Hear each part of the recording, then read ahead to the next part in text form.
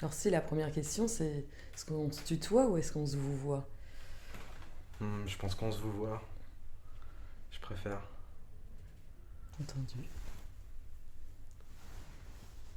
Mais c'est possible de se tutoyer. Avec Alex, oui. Alex, c'est moi. Hmm. Enfin moi j'avais imaginé tutoyer Alex, mais Ouais. peut-être est-ce trop de familiarité, je ne sais pas. Vous faites comme vous voulez. Hmm. Vous pouvez me tutoyer si vous voulez. Non, en revanche, c'est l'un ou l'autre, parce que ça c'est bizarre. Ouais, c'est bizarre, c'est un peu le mot en fait. Hier, on a discuté, Mhm. enfin on s'est rencontrés, et Oui. il y a la question du sujet. Enfin, vous avez parlé de sujet, et d'être sujet, et d'être assujet. Et je me demandais ce que c'était qu'être un assujet. C'est-à-dire, est-ce que être un assujet, c'est être assujetti? Est-ce que ça a quelque chose à voir avec ça À sujet, c'est vraiment l'état premier qui précède le sujet. Alors qu'être assujetti, c'est une opération qui va être secondaire. C'est que deux sujets, on se laisse, entre guillemets, assujettir. Hmm. Donc ça ne se joue pas du tout au même niveau. Ouais, je comprends. Il faut déjà l'être devenu pour pouvoir être assujetti. Ouais. Et on le devient d'une façon tout à fait naturelle. On devient sujet naturellement. Alors naturellement, je pense pas que j'utiliserais ce terme, mais Ouais. parce que naturel, c'est comme si ça, de manière peut-être courante, mais ça demande un travail, quoi. Hmm. Et notamment un renoncement, enfin une perte. On perd quelque chose pour devenir un sujet. Oui. Et qu'est-ce qu'on perd alors? À partir du moment où on circonscrit une identité, ça fait qu'on n'est plus tout. Donc On c'est est... ça qu'on perd. Le, le fait de ne pas nommer les choses, c'est, ça lance sur une possibilité d'infini ou de complétude des choses comme ça. Et en devenant qui on n'est pas quelqu'un d'autre. Enfin, forcément, il y a un différentiel, quoi. Ah ouais, ouais. On perd la possibilité d'être tout. Mm. Ne serait-ce qu'en parlant, déjà. Mm. Ne serait-ce qu'en parlant. Mm. En fait, à partir du moment... Donc, c'est ça. Donc, à partir du moment où on parle, on devient quelqu'un.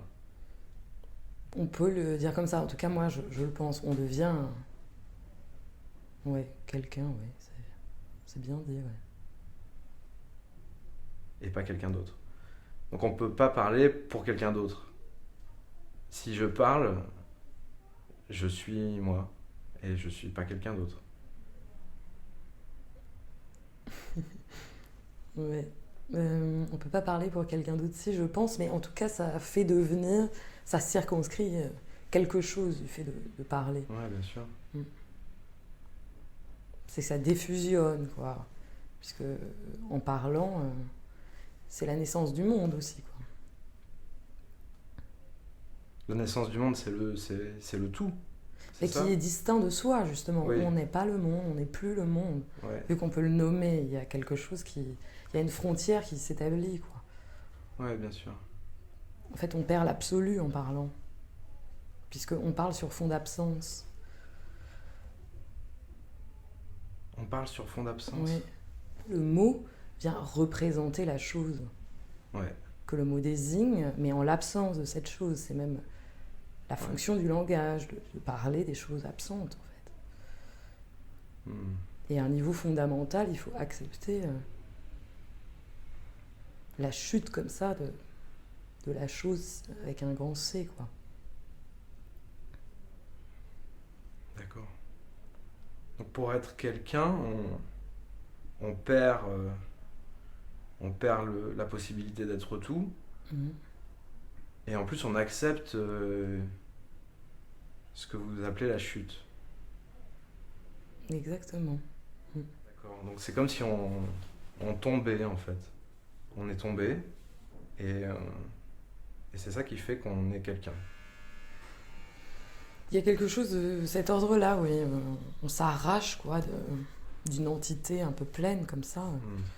pour pouvoir former l'unité qu'on sera plus tard, quoi. Mais qui reste une unité parmi tant d'autres, quoi. Elle est plus globalisante. Et quand vous dites l'unité qu'on sera plus tard, j'entends bien qu'il n'y a pas de temps donné à ce plus tard, mais est-ce que c'est un temps qui avance comme le temps qui file? C'est-à-dire qu'on est toujours plus tard ou... Enfin, j'ai presque une image là qui me vient, c'est-à-dire une forme, quoi. Une forme qui est composée d'un trait comme ça, mais qui est clos. Et donc qui distingue un intérieur et un extérieur, quoi. Ouais. Pour être quelqu'un, pour avoir cette identité,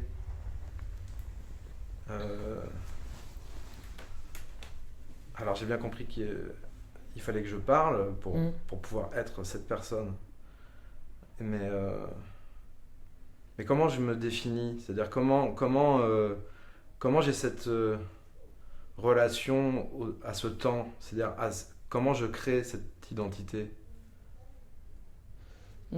Justement, c'est comme un condensé de ce qui se passe en fait pour tout le monde.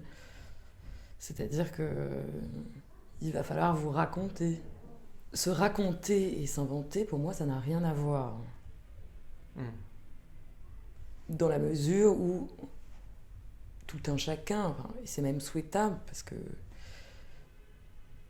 quand ça manque, on voit que c'est problématique, mais on a une espèce de doublure de fiction. Effectivement, on se fait un récit qui finalement n'a pas beaucoup d'objectivité. Et c'est pas l'objectivité qui importe, quoi. C'est justement ce qu'on peut se dire sur les choses, et sur son passé, et sur son présent, et sur son futur, quoi, finalement. Mais surtout sur son histoire. Effectivement, quelle histoire on se raconte sur soi?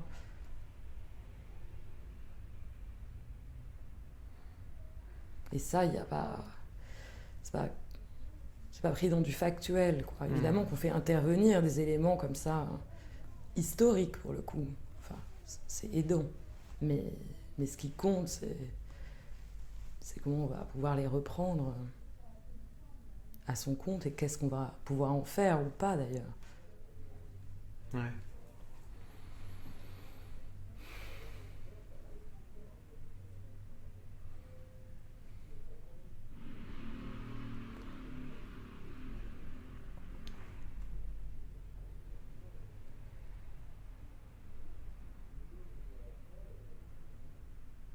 Par exemple, qu'est-ce qui vous a marqué dans la journée d'hier?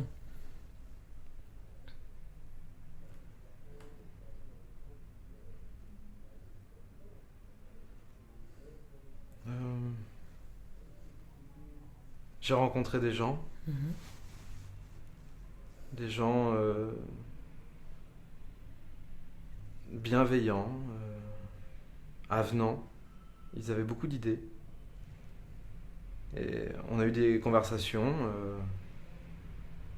qui étaient quand même dirigées vers cette question de mon identité. Et de qui j'étais et de ce que j'allais faire. Et qu'est-ce qui m'animait aussi. Mais ce qui m'a marqué aussi, c'est de comprendre que j'avais pas beaucoup de passé.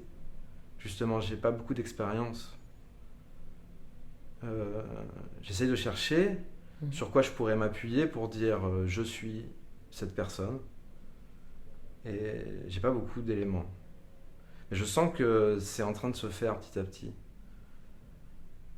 Et je comprends bien aussi différents niveaux dans les discussions. Par exemple, avec vous, hier, j'ai senti que je me basais sur quelque chose de concret et que vous parliez à un autre niveau. Et ça, maintenant, je le comprends bien. Je le comprends mieux. Oui.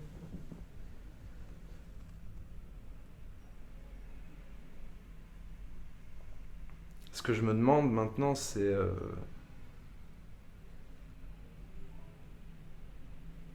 En fait, non, je me le demande pas. Je commence à comprendre que les choses vont se faire petit à petit. Et que petit à petit, je vais mieux savoir qui je suis et je vais mieux pouvoir interagir avec le monde.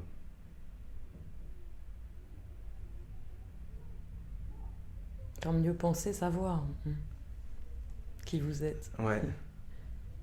Oui, c'est ça. Je vais mieux me raconter. En même temps, j'ai aussi l'impression que on n'invente pas grand-chose, on réagit plutôt. Enfin, c'est la sensation que j'ai eue hier. Réagir, c'est-à-dire C'est-à-dire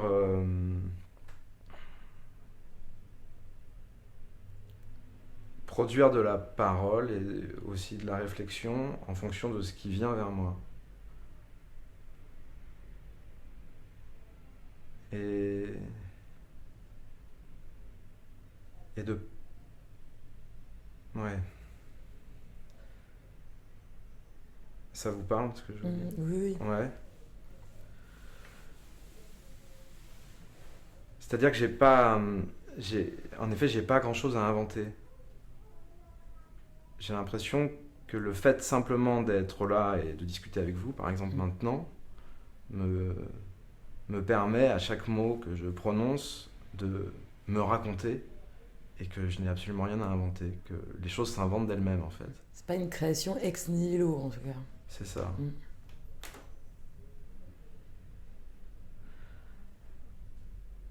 Alors ensuite, je sais qu'hier on a parlé, enfin vous avez parlé avec l'ensemble du groupe et aussi on en a parlé ensemble de cette motivation. Il y a une motivation qui nous permet d'avancer, non? On a abordé ce genre de sujet, il me semble, qui permet au sujet d'avancer. Oui. Je me demande même si le mot de désir n'est pas sorti. Oui, c'est ça, pas motivation, ça c'est certain. Ah, c'est pas pareil pour vous, la motivation et le désir? Non, la motivation, ça m'envoie à quelque chose d'assez... Enfin, vraiment un niveau basique, conscient, comportemental, donc c'est pas un mot que j'utilise beaucoup. D'accord. C'est comme s'il y avait... C'est comme avoir de la volonté, une espèce d'intentionnalité comme ça, mais assez rade et pâquerette, quoi. Ah. Donc oui, désir, par pulsionnalité plutôt. Ouais, c'est ça, quelque chose de plus instinctif alors. Non, la pulsion n'est pas l'instinct, mais... Parce que l'instinct est déterminé. D'accord. Justement, le terme pulsion intervient pour créer un écart entre l'instinct qui régit comme ça tout le règne animal et la pulsion qui intervient chez l'humain, c'est-à-dire qui est liée notamment beaucoup au désir et au fait que l'on parle, encore une fois. Ouais. Qu'on est pris comme ça dans de la relation immédiatement, quoi. Quand on se raconte, le désir arrive. Ou alors il y a le contraire du désir, c'est du non-désir. Ou... C'est-à-dire que est-ce que c'est en fonction des situations, en fonction de ce qui vient vers moi, je vais ressentir soit du désir, soit quelque chose qui ne me fait pas désirer ou qui me fait rejeter peut-être. Ou... En tout cas, le désir est moteur, ça c'est certain. Ouais. C'est mon désir qui est moteur. Oui, le vôtre. Enfin, ça peut être le désir de désir, le désir de l'autre. Enfin, à la fin, c'est le vôtre. Enfin, celui qui vous fera avancer, ce sera le vôtre. Ouais. Mais votre désir peut être dans le désir de l'autre. Voilà. Ouais.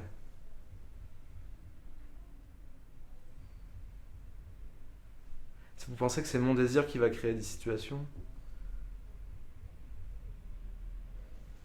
Créer des situations, ça dépend ce que vous entendez par là, mais... Des discussions, par exemple? Ah oui, je pense, oui. Ouais. Après, là, ce que moi j'entends par désir, il n'y a pas de... de revendications comme ça, un peu toute puissante ou despotique. Hein. C'est quelque chose justement qui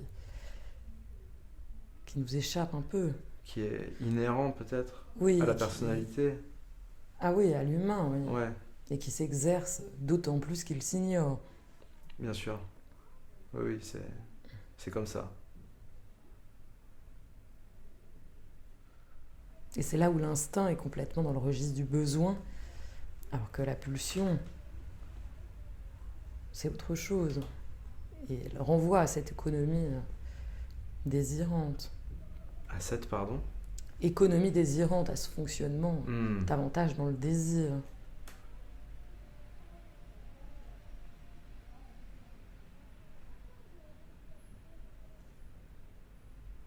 Et une personne...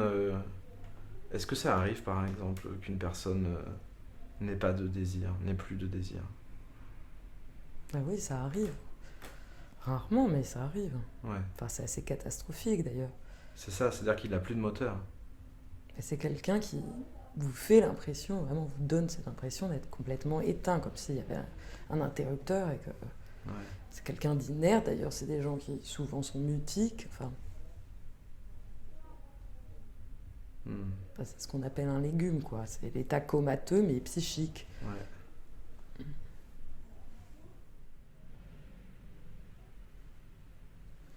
Et qu'est-ce que vous vous racontez sur vous alors? Qu'est-ce que vous commencez à vous raconter? Enfin, de vous, sur vous.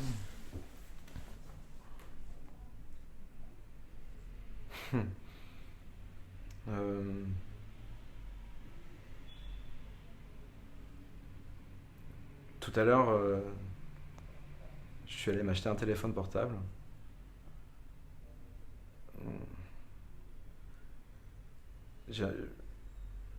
J'ai compris que j'aimais bien communiquer avec les autres.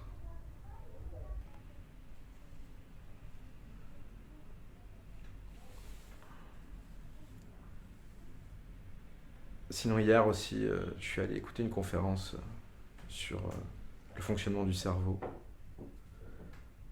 Ah oui, où ça? à l'école normale supérieure.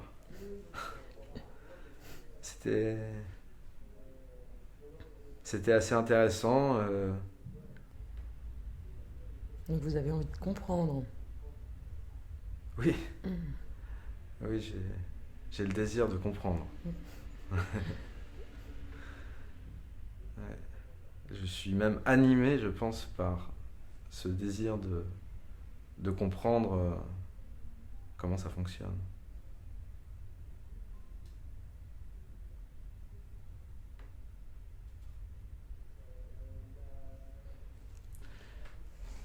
J'ai bien aimé aussi voir ce monsieur en conférence. En fait, il était introduit par un autre monsieur qui doit travailler à l'école normale supérieure. Et ils avaient un jeu de posture. Je commence à comprendre que je suis assez curieux de regarder les autres. Voilà.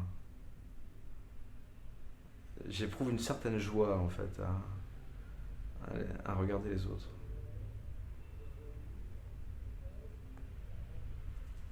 Ça me fait rire.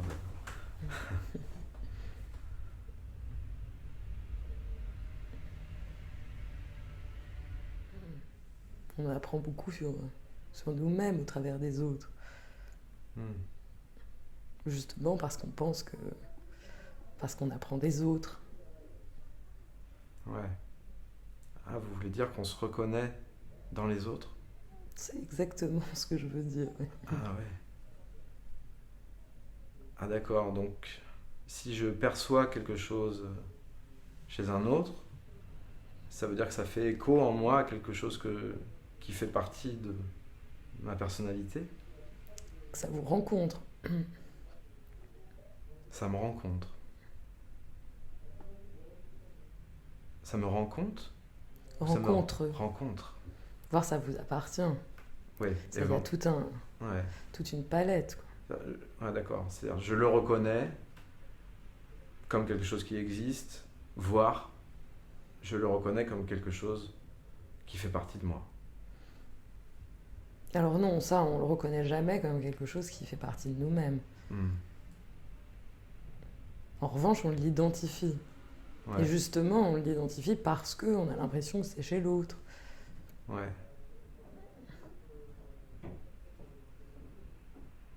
d'accord.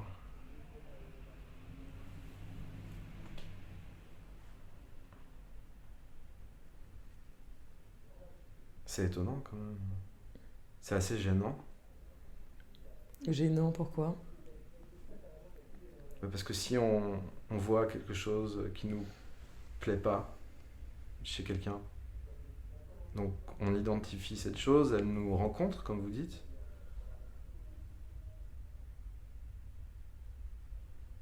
et, et si ça fait partie, si c'est quelque chose qu'on a nous aussi, alors ça veut dire qu'on se déplaît, ou enfin éventuellement ça peut être aussi quelque chose qui nous plaît, mais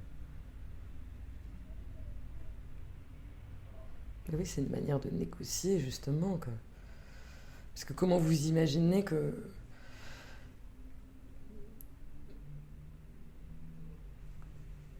l'on se plaît entièrement, enfin, qu'il n'y a rien de dérangeant chez nous? je sais pas, je sais pas.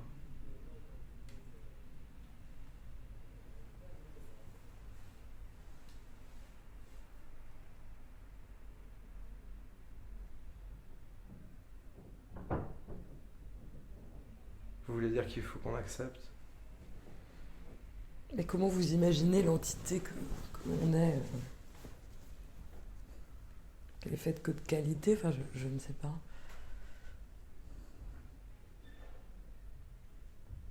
Moi non plus, je l'imagine pas encore.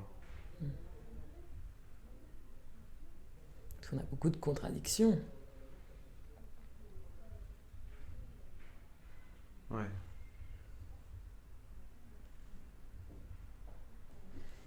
Il y a des dualismes fondamentaux qui nous constituent. Et de cette tension naît énormément de choses. bien sûr. Et il y en a beaucoup des dualismes.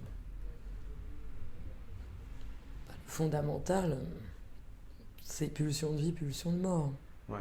C'est-à-dire qu'il y a une destructivité qui cohabite avec quelque chose de...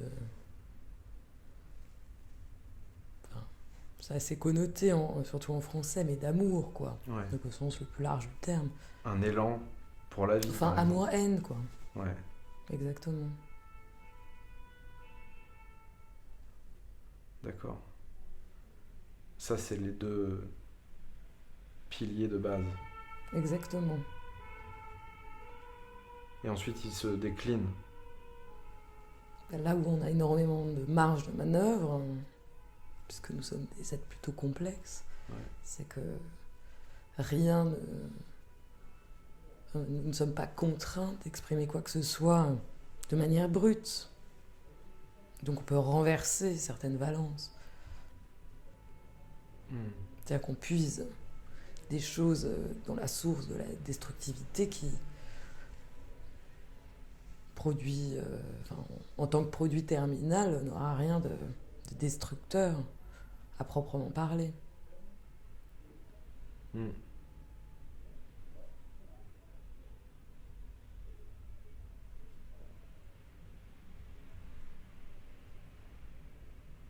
On utilise tout alors. Oui. Il n'y a rien à acheter. C'est surtout que ce sont des... que c'est pas possible, parce que c'est complètement Ouais. mêlé. Ouais. Il n'y a jamais de valeur pure. Ouais. Et il y a une recette pour que le mélange soit fait de façon harmonieuse ou... Alors je crois que justement, il ne faut pas que ce soit harmonieux, Mm. et il faut accepter les deux composantes. Ouais.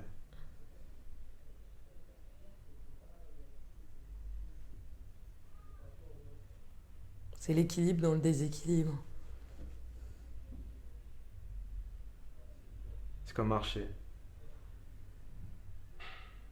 Ouais, un peu. Hmm.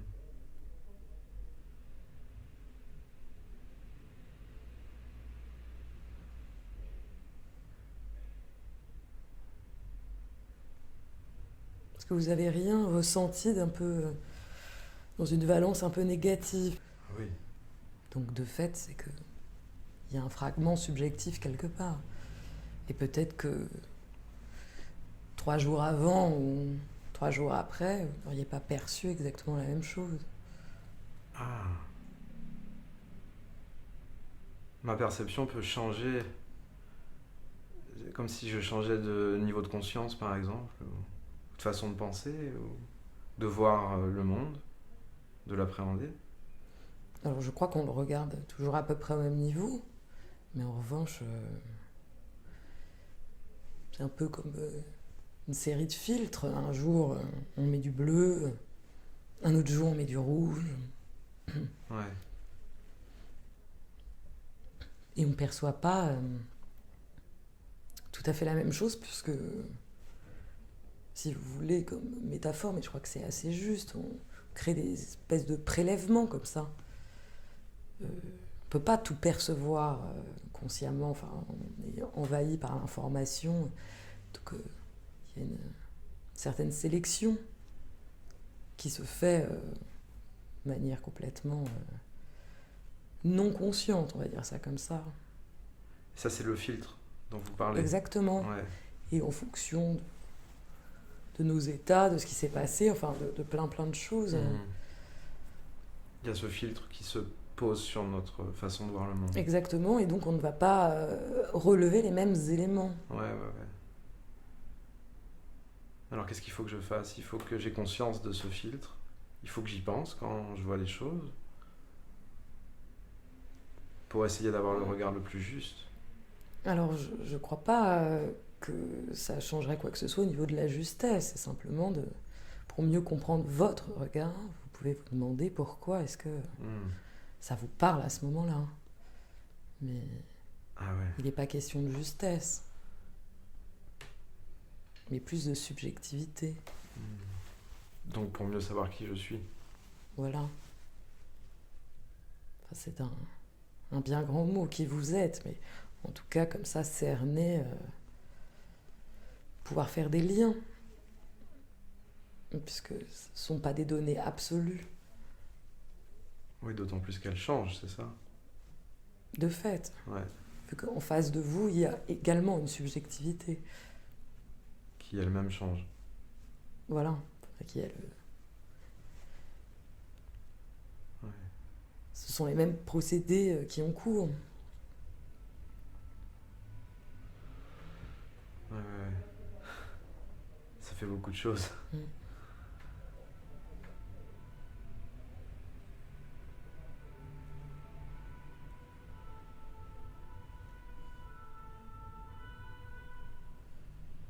Mais est-ce qu'on peut décider Est-ce qu'on peut décider de quelque chose? Ça dépend du registre dans lequel vous vous situez décidé. Notre champ de maîtrise est très réduit. Si c'est ça votre question. Est-ce que je peux choisir de mettre, de refuser un filtre ou d'en choisir un autre? Ça, ce serait maîtrisé. Ça serait maîtrisé. Ah, C'est dans ce sens-là. La vie est une succession de choix. hmm. Donc on a le choix.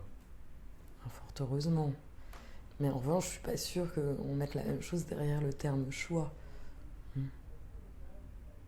Qu'est-ce que vous diriez-vous? Mais par choix, moi j'entends positionnement. Hmm. On n'est pas non plus un réceptacle passif de ce qui se passe autour de nous. Mais en revanche, il y a toujours quelque chose qui continue d'échapper. Mais c'est aussi ce qui fait que ça se poursuit. Parce que quel ennui sinon.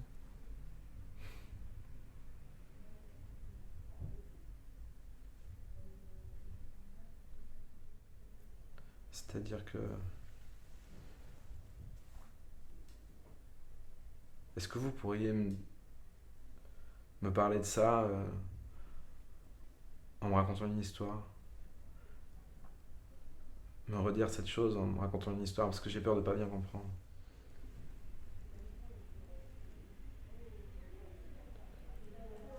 Pour dire les choses autrement, c'est que ce sont des interactions constantes.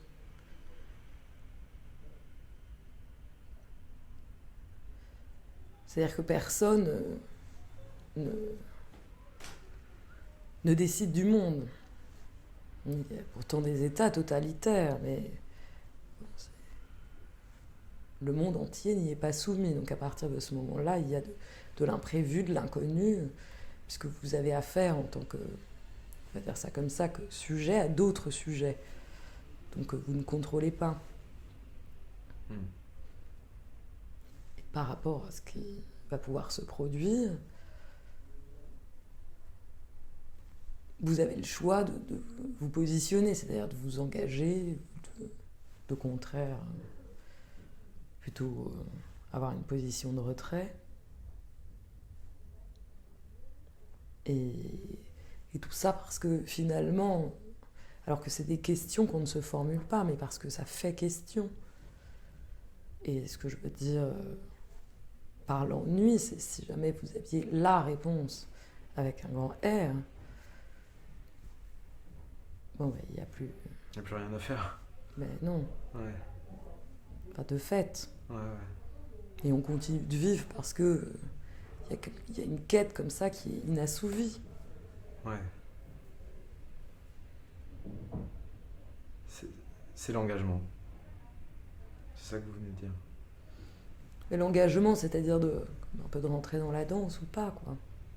Mais à de nombreux niveaux, de manière un peu minuscule, comme ça. Ouais, ouais. Mais qui, mis bout à bout, font un ensemble assez consistant.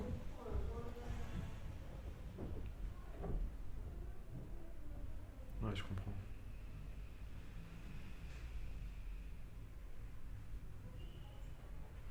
Parce que c'est là où c'est intéressant, c'est que finalement, vous vous confrontez à une question à laquelle tout le monde répond de manière complètement... comment dire, avec un leurre.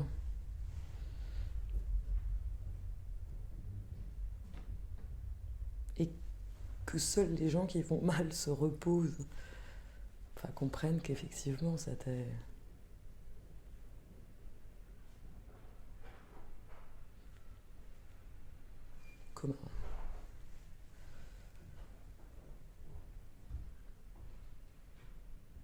comme un décor, quoi. En carton-pâte, quoi. La réponse qui s'était formulée sur le « qui suis-je ».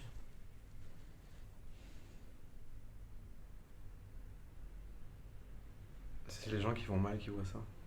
Les gens... vous allez le Qui sont découvrir dans le monde, mais... Les gens qui sont sortis du jeu, c'est ça, les gens qui sont... Tout le monde essaye de faire l'économie de cette question, parce qu'elle est compliquée.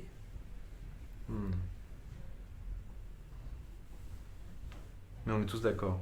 Et c'est souvent la souffrance qui inaugure la question, enfin qui la réactualise. Ouais, ouais. Indépendamment de l'âge civil. De l'âge ? Oui. Pourquoi ? Ce que je veux dire par là, c'est que on peut avoir 60 ou 70 ans et avoir l'impression qu'on se pose la question pour la première fois et que... Bien sûr. Avec tout ce passé, pourtant, ouais, bien sûr. On n'a rien saisi. Oui, je comprends. C'était dans ce sens-là. Ouais, je comprends. D'accord. Et donc vous, c'est pas tout à fait la souffrance qui vous met au pied du mur, mais vous êtes au pied du mur. C'est vrai. C'est assez vertigineux.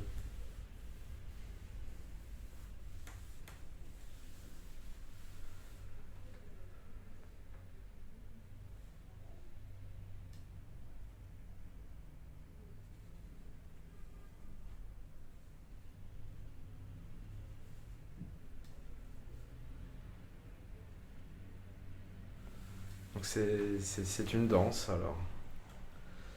C'est bien. Je devrais peut-être... Non, c'est pas nécessaire d'apprendre à danser. On apprend sur le terrain, comme on dit. Exactement, en fait, ça ne s'apprend pas Ouais. de l'extérieur. Ouais. Ouais, c'est ça. Il faut le faire. Exactement. Donc tout seul, avec un autre, en groupe, Ouais. ça dépend. Ouais.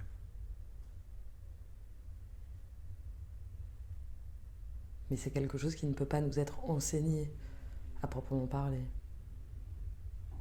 Hmm.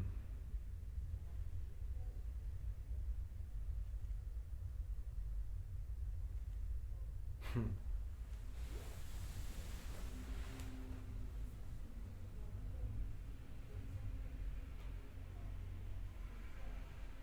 Et d'autant qu'à partir, on pourrait dire ça comme ça, d'une rythmique donnée, il faut inventer sa musique.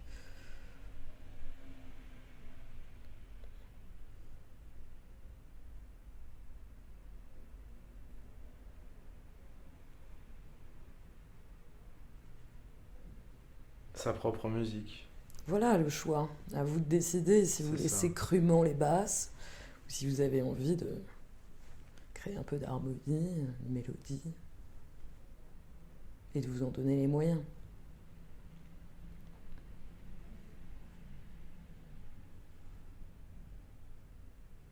Et la rythmique dont vous parlez, vous dites à partir d'une rythmique donnée.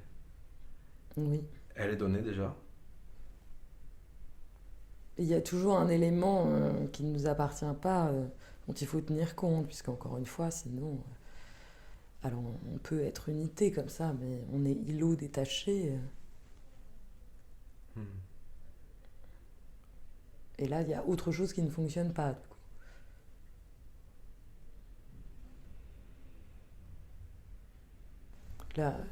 La rythmique, ce que j'en parle là, quoi, en termes tout à fait métaphoriques, mais c'est quand même, il y a quelque chose qui doit pouvoir être partagé. Ouais. Ouais, je comprends. Mm.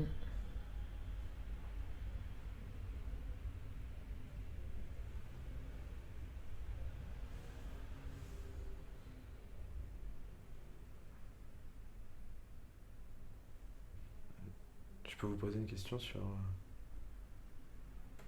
votre métier? Allez-y, vous pouvez toujours poser les questions après. Peut-être que je n'y répondrai pas, mais on a tous la liberté de poser les questions. En revanche, obtenir les réponses, ça, c'est là où intervient ma liberté. Mm. Bien sûr.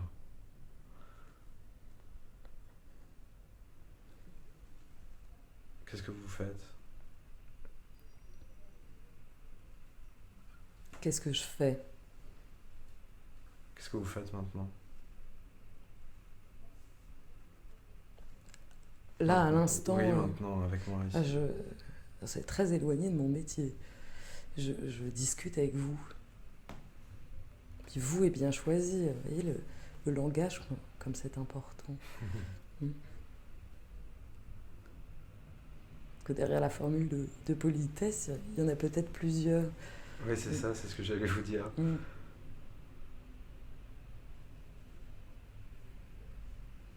Et c'est quelque chose que vous faites malgré tout dans votre métier, de discuter?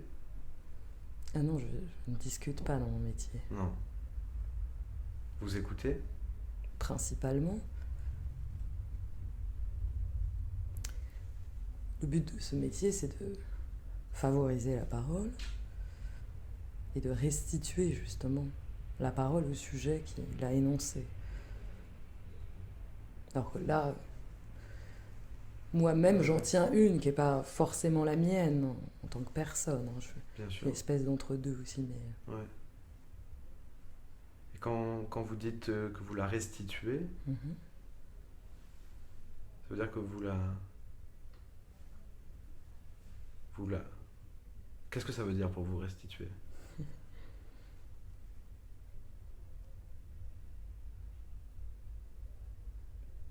restituer, c'est-à-dire que à partir de la parole d'un sujet, moi je vais pouvoir en dire quelque chose qui sera contenu dans cette parole, mais qui ne sera pas entendu par celui qui l'a émise. Ah, c'est très intéressant. Mais le savoir est chez le patient. Ouais. Donc le patient dit des choses, et dans ces choses qu'il dit, il y a d'autres choses qui se disent. Exactement. Et vous les entendez. Exactement. Et vous les restituez. Voilà. Et le patient, lorsqu'il entend cette restitution, il a l'impression de se parler à lui-même peut-être alors. Ah non, c'est tout le travail. Il a l'impression que c'est votre savoir dont il s'agit. Alors que absolument pas. Il a l'impression que c'est votre parole, pas la sienne.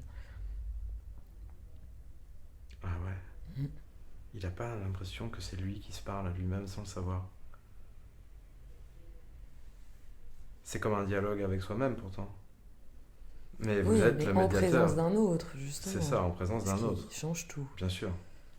Oui, l'adresse Ouais. change complètement la parole. Et d'être entendu également. Oui.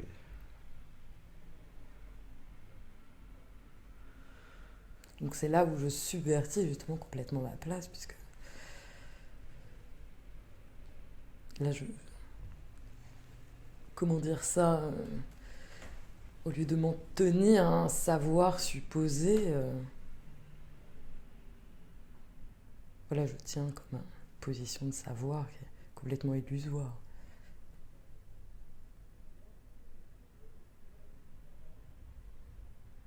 Mais qui nous permet de discuter. Voilà, c'est ça, c'est la condition de notre conversation. Voilà. Exactement. Ouais, je comprends. Merci, ça m'a beaucoup éclairé. Je vous en prie.